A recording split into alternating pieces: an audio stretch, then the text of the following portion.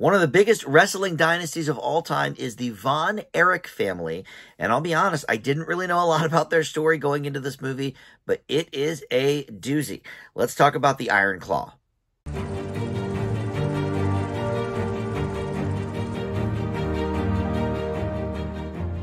Hey guys, Dan here. This is Dan Reviews It. Welcome to my spoiler-free review for the new film, The Iron Claw. This is in theaters right now. It focuses on the Von Erich family, a whole group of wrestlers over the generations, and focusing mainly on Kevin Von Erich, the Zac Efron character here, but all of them a part of this sort of wrestling dynasty, if you will.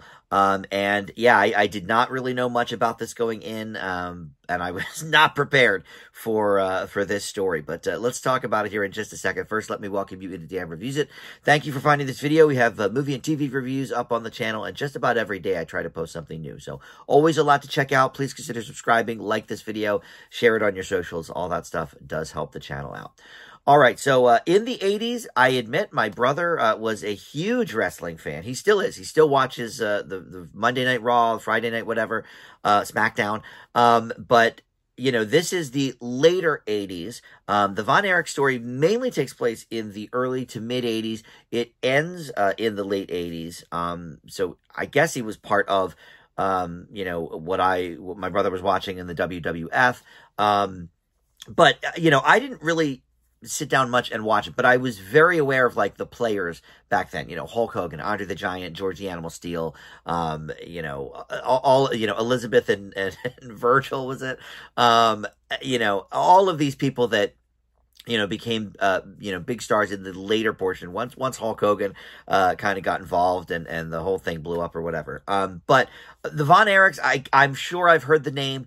But I really did not know much about their story. And essentially, this is a so-called cursed family. They talk about the Von Erich curse many, many times throughout this movie. The youngest of the siblings died at, I think it was 5 or 6 maybe, but very, very young. And you know, bad things kept happening to this family. And this movie portrays all of that, except it actually tamps it down a little bit. Apparently there was another brother that is not even part of this movie, that also had, you know, some tragedy. But the filmmaker, this is directed, by the way, by Sean Durkin. He wrote it and directed it, and I guess probably a wrestling fan. But he said basically, you know, we had to lift the other brother out because how many hardships can this family take and still be believable? You know, even though all of this really did happen, it's such a tragic tale. But Zac Efron, like I said, plays Kevin Von Erich, who is sort of the main focal point here, but really the whole family on display. Jeremy Allen White, of course, from The Bear and Shameless. He plays Kerry Von Erich, who was a would-be Olympian, but it was the year that the U.S. pulled out of the Olympics in 1980, so he ended up coming back home. So, yeah, so that was, you know, one of his tragedies, but, you know, things get worse. And I don't really want to go into so many details because I don't want to do spoilers. But the Von Erich curse is, I would say, very real based on this story. But Holt McCallany plays the father, and this is really a tale of he was not quite good enough in his wrestling career. So he sort of created a new wrestling circuit that still goes on to this day. But he has sort of placed now on his sons, hey, you know, you're going to bring me the championship belt that I never got. You're going to work and work and work for this belt. And Maura Tierney plays the put-upon mother. We know her, of course, from many things, going back to News Radio and ER. Harris Dickinson plays one of the other brothers, David Von Erich. Lily James is here as well as Kevin's girlfriend and eventual wife. And then you've got the younger brother, who is a bit more meek. Stanley Simmons plays him. Unfamiliar with him, but he did a good job. Everybody does a good job. First of all, Zac Efron and Jeremy Allen White got ripped for this role. Now, Zac Efron, he's always been very jacked. We saw that in Baywatch, and, you know, he's always had a good body, but man, he took that to extremes for this. Jeremy Allen White, I don't know. I guess I assumed he was some just skinny dude, underneath all that. But he got real jacked for this too. And there's no, camera tricks there. These guys really walked the walk on that one. But look, I'm a Zac Efron fan. I've been for a long time. I didn't watch the High School Musical movies. I was, in my late 20s when those came out. I know some of the songs, but that's about it. But I really started focusing on his career with Hairspray.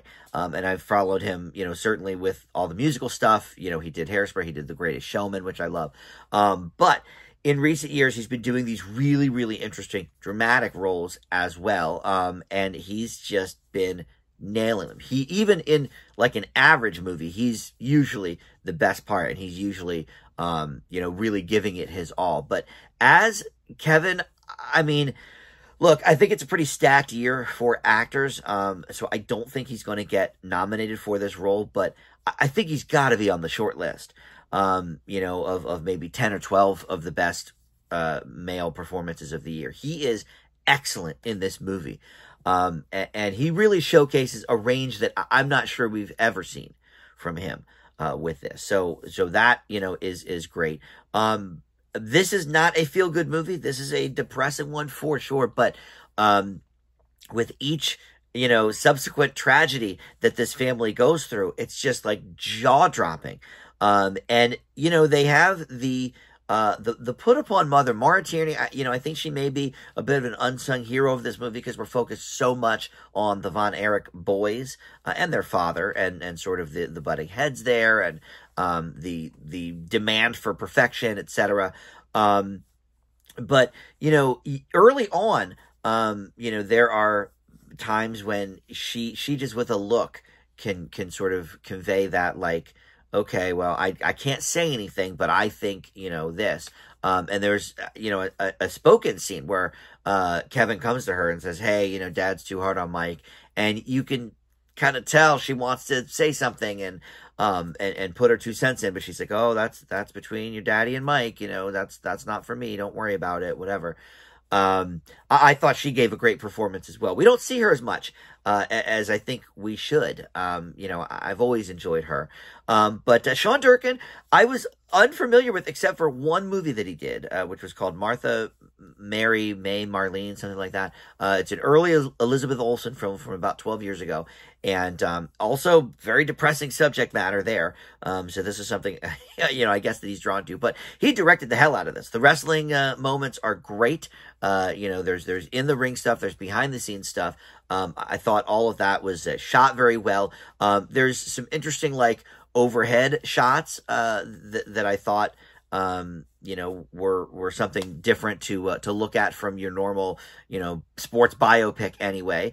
And just the performances were great all around, except for towards the end of the movie, there's a Ric Flair, I don't even want to say impersonator because he's horrible. His name is Erich, Aaron Dean Elzenberg.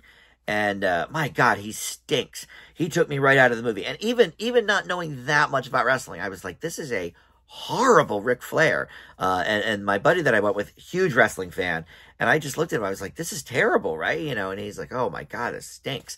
Other than that, I don't know why this other, everybody else gives such a great performance. He stuck out like a sore thumb and took me right out of the movie.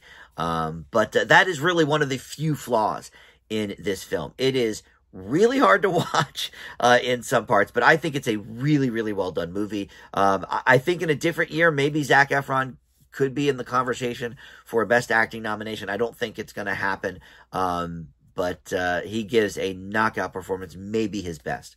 So take that for what it's worth. I leave The Iron Claw with an A. I think this is a really good movie, potentially top 10 of the year for me. And I'm not really a wrestling fan. I sort of know the basics. But even if you are not a fan, but my buddy who is a wrestling fan and knows all the ins and outs loved it. So I think it works on both levels. I leave it with an A. Yeah. All right. So that's it. I'll see you next time on Dan Reviews It. Thanks for watching.